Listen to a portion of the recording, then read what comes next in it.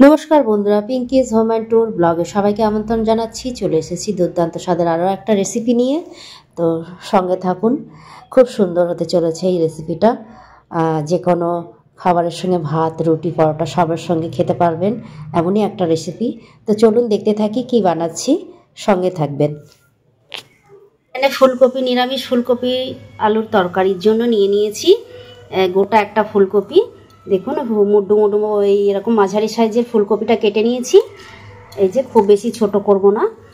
আর এখানে নিয়েছি দুটো আলু, সেদ্ধ করে নিয়েছি। আলু দুটো সেদ্ধ আলু দিয়েই করব, এতে তরকারিটা খুব ভালো হয়। আর বড় সাইজের দুটো আলু নিয়েছি, এটা ডুমো করে কেটে নেব আলুটা। আর মশলার জন্য নিয়েছি এখানে সাদা তিল, কাজু বাদাম আর পোস্ত বাটা। আর এখানে নিয়েছি একটা ছোট সাইজের টমেটো গোটা পিউরি করে নিয়েছি, আর আদা গ্রেট করে নিয়েছি। এই হচ্ছে মশলা, বাকি গুঁড়ো মশলা থাকবে, আপনারা দেখতে থাকুন। দুর্দান্ত স্বাদের এই তরকারিটা হতে চলেছে। তো বন্ধুরা, স্কিপ না করে পুরো ভিডিওটা দেখার অনুরোধ রইল। আপনারা দেখতে থাকুন, আমি রান্নার পর্যায়ে চলে যাই। তো খুব ভালো লাগবে আশা করছি, দেখতে থাকুন, সঙ্গে থাকুন।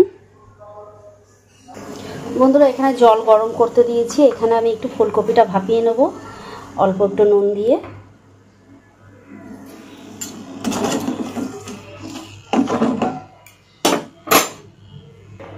জলটা গরম হয়ে গেছে, তো ফুলকপিটা এবারে দিয়ে দেবো। ফুলকপিটা সবসময় একটু ভাপিয়ে নিলে কি হবে, যে আমাদের অনেকেই তো গ্যাসের প্রবলেম থাকে, তো গ্যাসটা হবে না। হালকা ভাপিয়ে নেবো, খুব বেশি সেদ্ধ করবো না, হালকা, নাহলে আবার বেশি সেদ্ধ হলে খেতে ভালো লাগবে না। তো বন্ধুরা, যারা এখনও পর্যন্ত আমার চ্যানেলটাকে সাবস্ক্রাইব করেননি, তো অবশ্যই চ্যানেলটাকে সাবস্ক্রাইব করে বেল আইকনটা প্রেস করে দেবেন, যাতে আমার সব রকম ভিডিও আপনাদের সামনে সবার আগে পৌঁছে যায়। তো চলুন দেখতে থাকি পরের পর্যায়ে কি করছি আমি।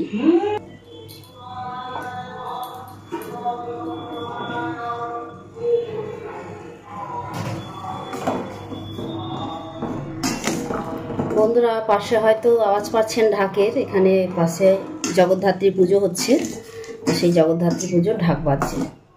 এবার আমি কপিটা তুলে নেবো, খুব বেশি সেদ্ধ করব না, কারণ ভাজা করব আবার।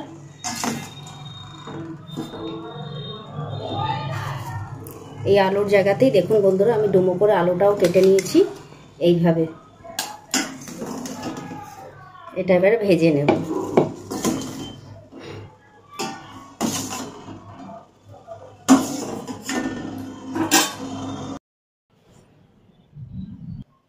তো বন্ধুরা, প্রথমে সর্ষের তেল দিয়ে নিচ্ছি কড়াইতে।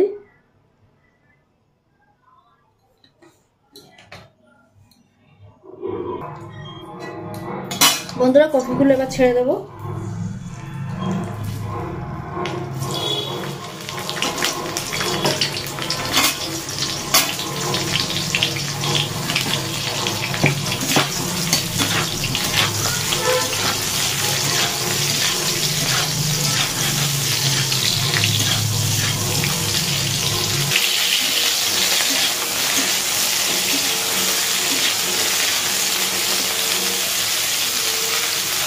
বন্ধুরা, কপিটা ভাজা ভাজা হয়ে এসছে, এবার আলুটাও ওর সঙ্গে ভেজে নিচ্ছি।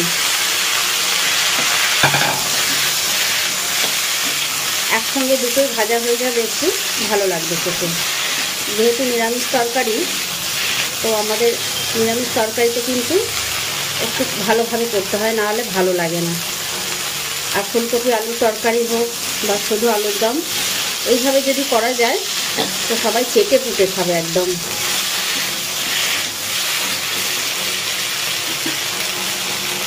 বন্ধুরা, এখানে টমেটো পিউরিটা রয়েছে, এর মধ্যে আমি তিল, কাজু বাদাম আর পোস্ত বাটাটা মিক্সড করে নেব।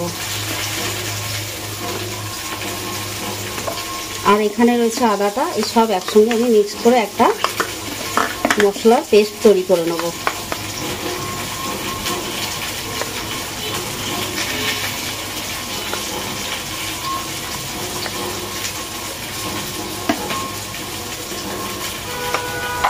বন্ধুরা, এখানে আমি একটা মশলার পেস্ট তৈরি করে নিয়েছি।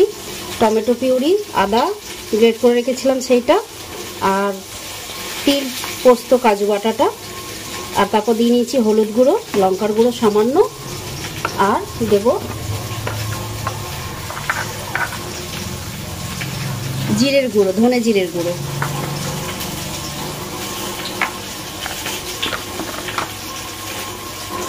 তারপর দেব কাশ্মীরি লঙ্কার গুঁড়ো,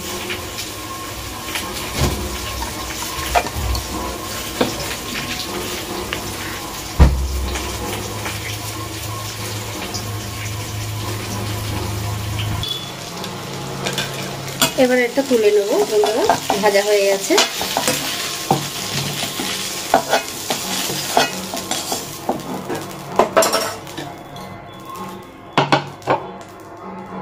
আবারও কড়াইতে তেল দিয়ে নেব। যেহেতু ভাজাতে তেল ছিল ওই জন্য খুব বেশি তেল দিলাম না।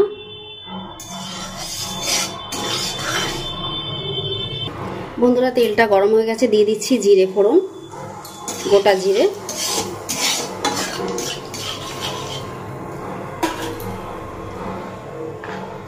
এবারে যে মশলার পেস্টটা করে রেখেছিলাম এইটা দিয়ে দেব।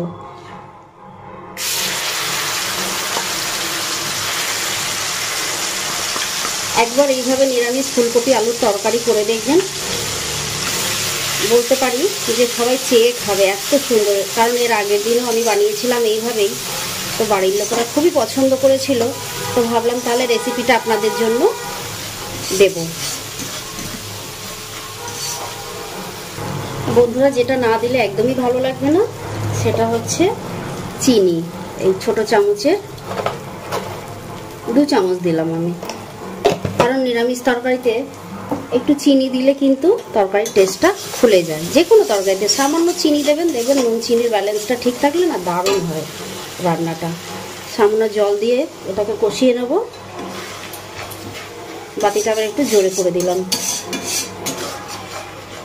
মশলাটা কষে গেলে তারপর সবজিগুলো দেব। বন্ধুরা এবার দিয়ে দেবো নুন স্বাদ মতো।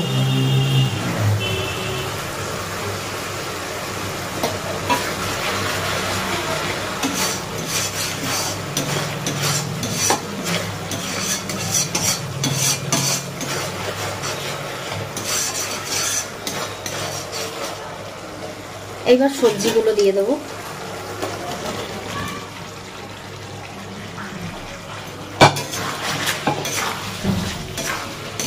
ভালো করে একটু মশলার সঙ্গে নাড়াচাড়া করে মিশিয়ে নেব মশলাটাকে। যে কোনো অনুষ্ঠান বাড়িতেও এইভাবে যদি আপনারা বানান না, দারুণ লাগবে খেতে। সবাই চেয়ে চেয়ে খাবে এইরকম তরকারি বানালে নিরামিষ। একবার অবশ্যই বলবো ট্রাই করে দেখবেন। আর যদি ভালো লেগে থাকে তাহলে অবশ্যই আমার রেসিপিটা শেয়ার করে রাখতে পারেন। আর একটা কথা বন্ধুরা, মশলা যদি রেডি থাকে রান্না করতে কিন্তু বেশি সময় লাগে না, তাই এইরকম রান্না ঝটপট বানিয়েই নেওয়া যায়। আচ্ছা, আমার মশলা থেকে তেলটা ছেড়ে গেছে, এবার আমি জলটা ঢেলে দেবো, কারণ ফুলকপিটাকে সেদ্ধ হতে দিতে হবে। পরিমাণ মতো যতটুকু দরকার আমাদের সেই রকম আমি জলটা দিয়ে দেবো, কারণ যেহেতু একটু গ্রেভি মতো হবে, খুব বেশি জল দেবো না।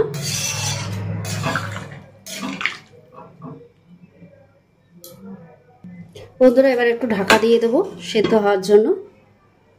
বন্ধুরা এবার একটু দেখে নেব সেদ্ধটা ঠিক হয়েছে কিনা।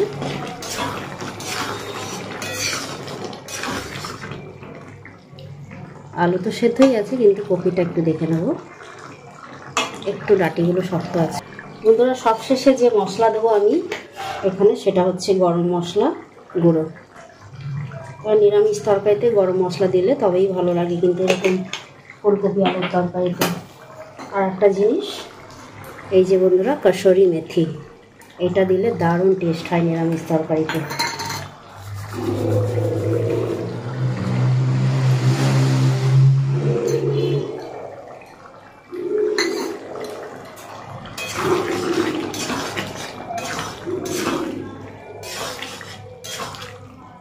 এবার একটু তো বন্ধুরা ভিডিওটা যদি ভালো লেগে থাকে তাহলে অবশ্যই লাইক, কমেন্ট, সাবস্ক্রাইব করে আমার পাশে থাকবেন। আর পাশে থাকা বেল আইকনটা প্রেস করে দেবেন, যাতে সব রকম ভিডিও আপনাদের কাছে সবার আগে পৌঁছে যায়। তো কেমন লাগলো বন্ধুরা অবশ্যই কিন্তু কমেন্টের মাধ্যমে জানাবেন। আপনাদের একটা লাইক, একটা কমেন্ট আমার উৎসাহটা আরও দ্বিগুণ বাড়িয়ে দেবে, যাতে আমি ভালো ভালো ভিডিও আরও আপনাদের সামনে তুলে ধরতে পারি। তো অবশ্যই আপনাদের কাছে অনুরোধ রইল, ভালো লাগুক বা মন্দ লাগুক, আপনারা অবশ্যই কমেন্টের মাধ্যমে আমাকে জানাবেন, তাতে করে আমার সুবিধে হবে। তো সবাই ভালো থাকবেন, সুস্থ থাকবেন, দেখা হচ্ছে আবার পরের ভিডিওতে। নমস্কার, টাটা, ভালো থাকবেন সবাই।